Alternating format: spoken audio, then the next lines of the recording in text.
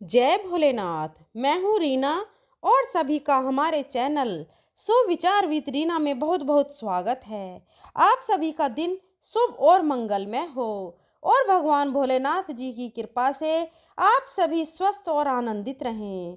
आज आप सुनिए फाल्गुन मास महात्म्य का अध्याय 10। श्री सूत जी कहते हैं, पूर्व काल में चंद्रवशी राजा पुण्यनिधि मथुरा नामक पुरी का पालन करते थे।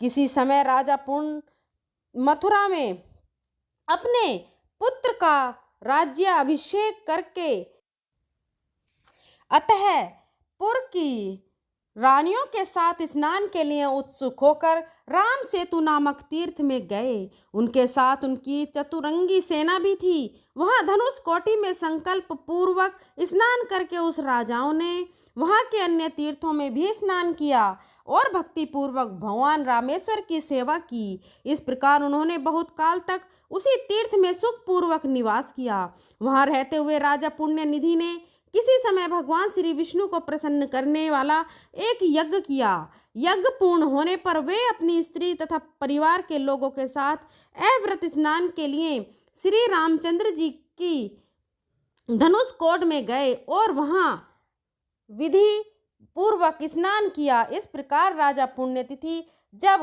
उस तीर्थ में स्नान निवास करते थे, उसी समय एक दिन राजा की भक्ति की परीक्षा करने के लिए भगवान श्री विष्णु जी ने लक्ष्मी जी को भेजा।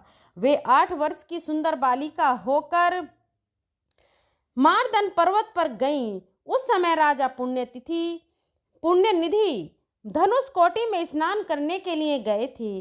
वहां स्नान करके पुण्य कर्म के बाद राजा ने अलौकिक रूप सौंदर्य से सुशोभित एक 8 वर्षीय कन्या देखी। उसे देखकर पुण्यनिधि ने पूछा, बेटी तुम कौन हो और यहाँ तुम्हारे आने का क्या प्रयोजन है?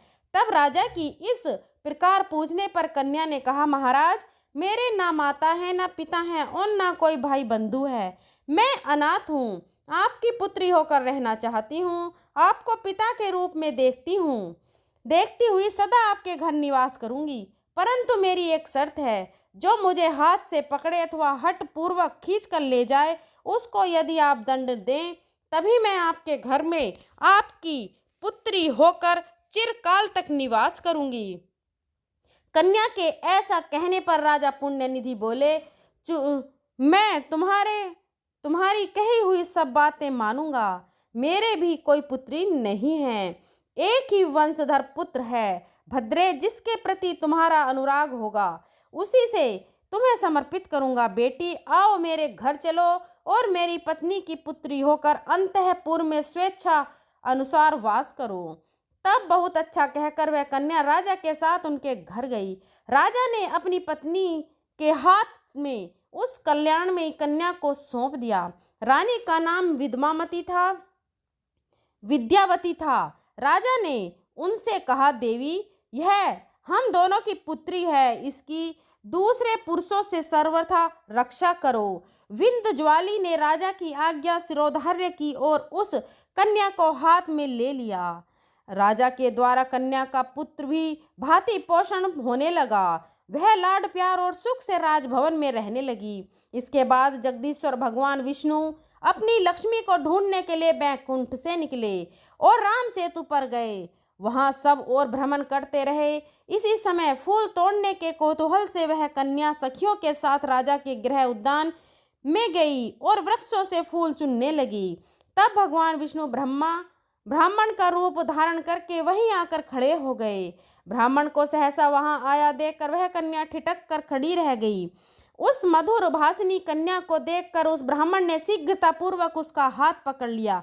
यह देखकर वह कन्या अपनी सखियों के साथ उस उपवन में चिल्लाने लगी।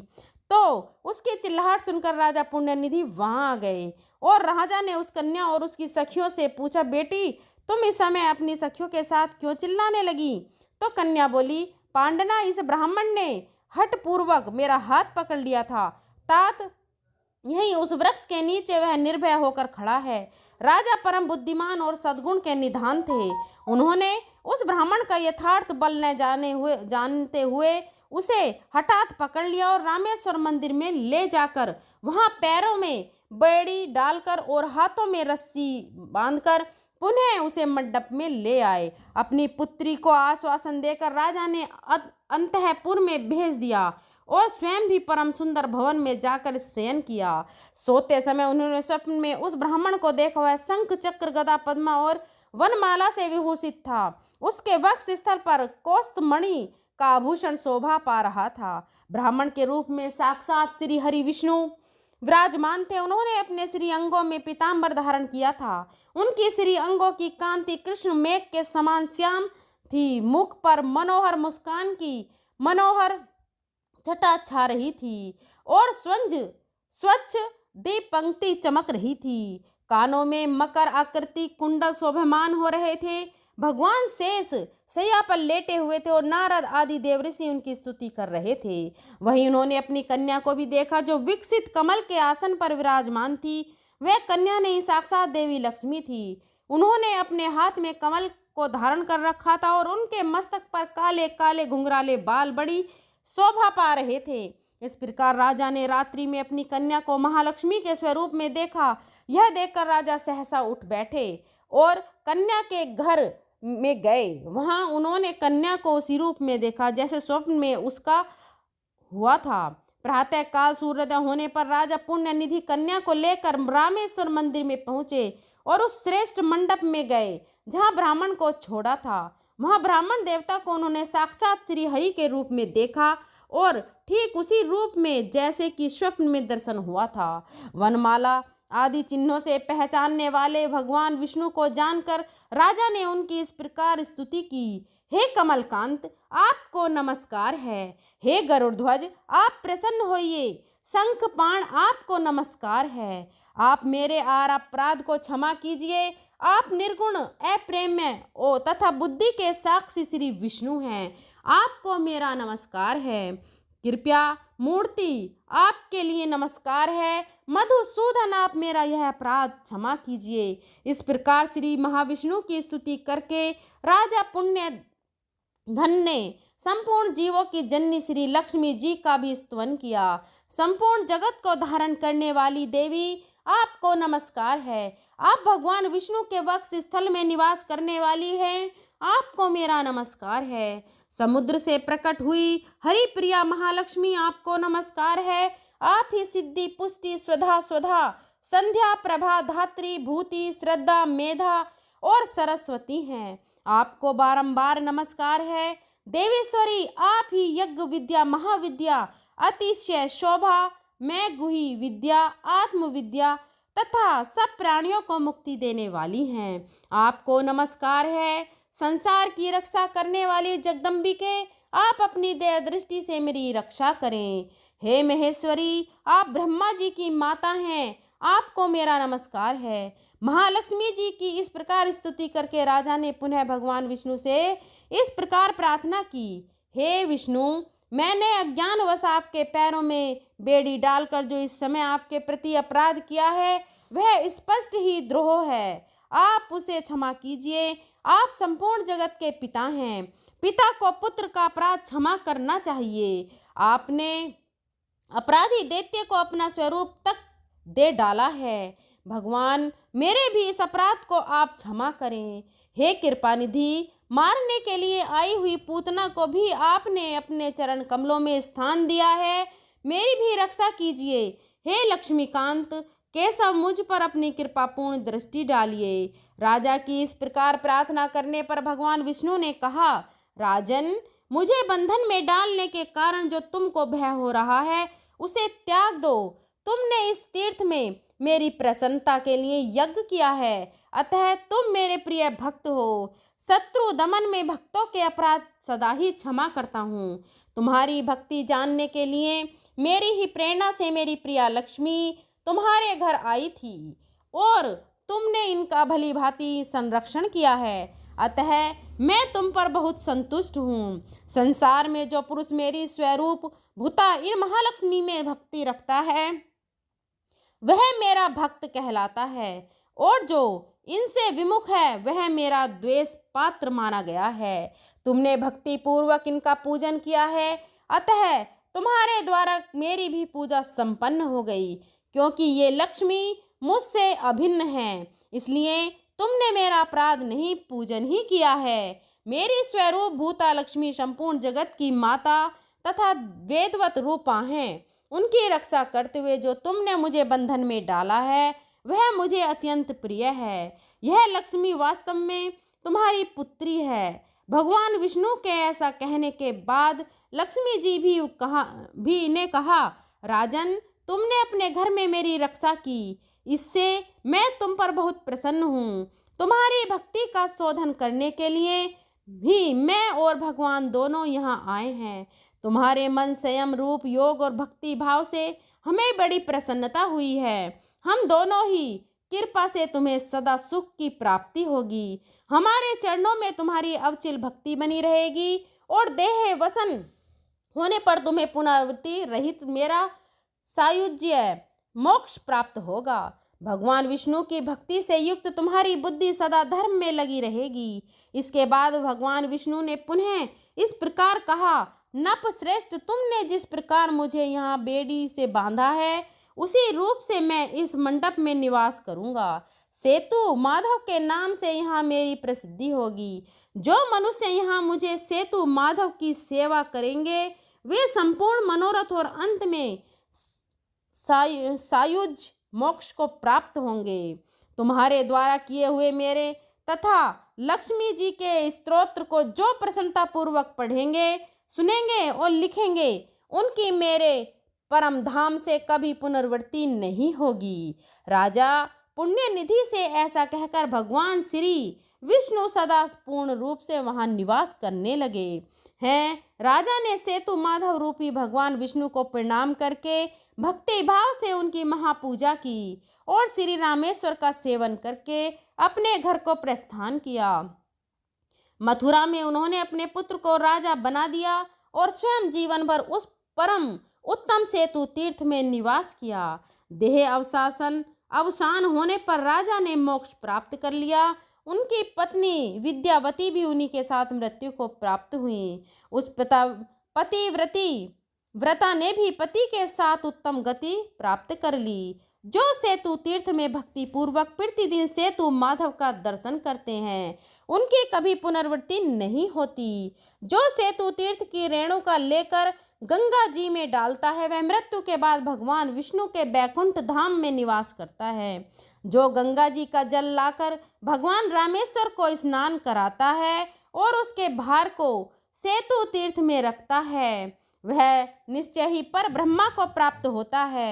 हे ब्राह्मणों, इस प्रकार तुमसे भगवान सेतु माधव की महिमा का वर्णन किया गया। ऋषि मुनियों से इस प्रकार कहकर श्री सूत जी महाराज कुछ क्षणों के लिए वन हो गए। आज की कथा समाप्त हुई। इसके आगे का वृतांत आप अगले अध्याय में सुनेंगे। अब आप सुनिए श्री शिव चालीसा का पाठ।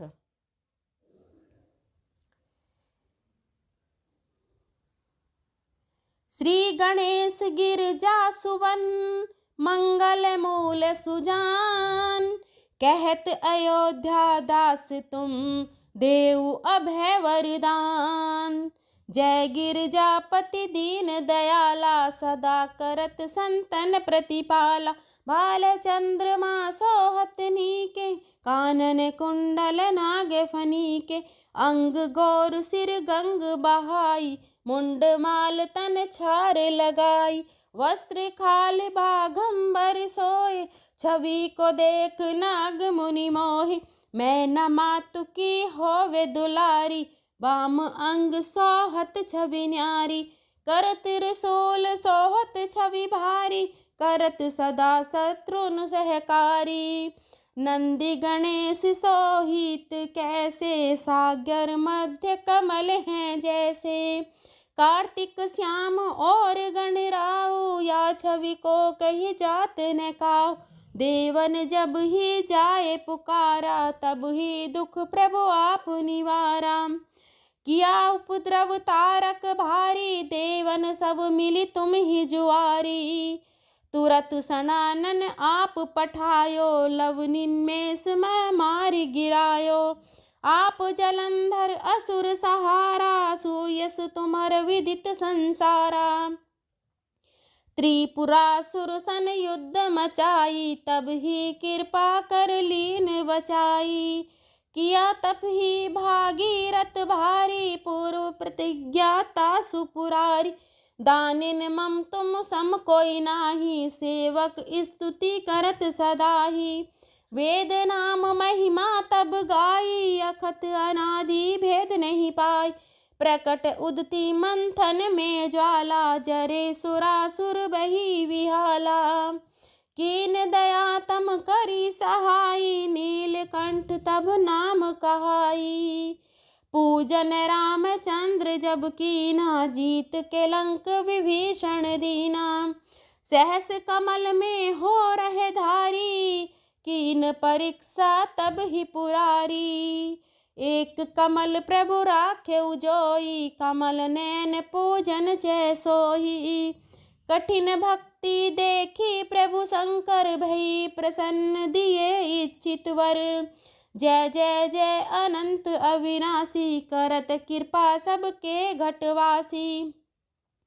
दुष्ट सकल नित मोहि सतावे, भ्रमित रही मोहि चैन न आवे। त्राहि त्राहि में नाथ पुकारो, यही अवसर मोहि आने उबारो। ले त्रिशूल शत्रुन को मारो, संकट से मोहि आने उबारो। मात पिता भ्राता सब कोई, संकट में पूछत नहीं कोई। स्वामी एक है आस तुम्हारी, आए हरू अब संकट भारी। धन निर्धन को देत सदा ही, जो कोई जाचे वो फल पाही। स्तुति कही विधि करो तुम्हारी, क्षमु नाथ अब चूक हमारी। संकट हो संकट के नाशन, मंगल कारण विघ्न विनाशन। योगी यति मुनि ध्यान लगावे, नारद सारद शीस नवावे। नमो नमो जय नमो शिवाय, सुर ब्रह्मादिक पार न पाए। जो ये पाठ करे मन लाई, तापर होत है शंभु सहाई। ऋण के हो जो कोई अधिकारी, पाठ करे सो पावन हारी। पुत्रहीन कर इच्छा कोई, निश्चय शिव प्रसाद ते ही होई। पंडित त्रयोदशी को लावे, ध्यान पूर्वक होम करावे। त्रयोदशी व्रत करे हमेशा, तन नहीं ताके तन नहीं रहे कलेसा। धूप दीप नेवद चढ़ावे, शंकर सम्मुख पाठ सुनावे। जन्म जन्म के पास नवावे, अंतवास शिवपुर में पावे। कहत अयोध्या आस तुम्हारी, जान सकल दुख हरऊ हमारी। नित नेम कर प्रातः ही, पाठ करो चालीसा। तुम मेरी मनोकामना, पूर्ण करो जगदीशा। मगसर छठी है मंत्र ऋतु, संवत्स 64 जान।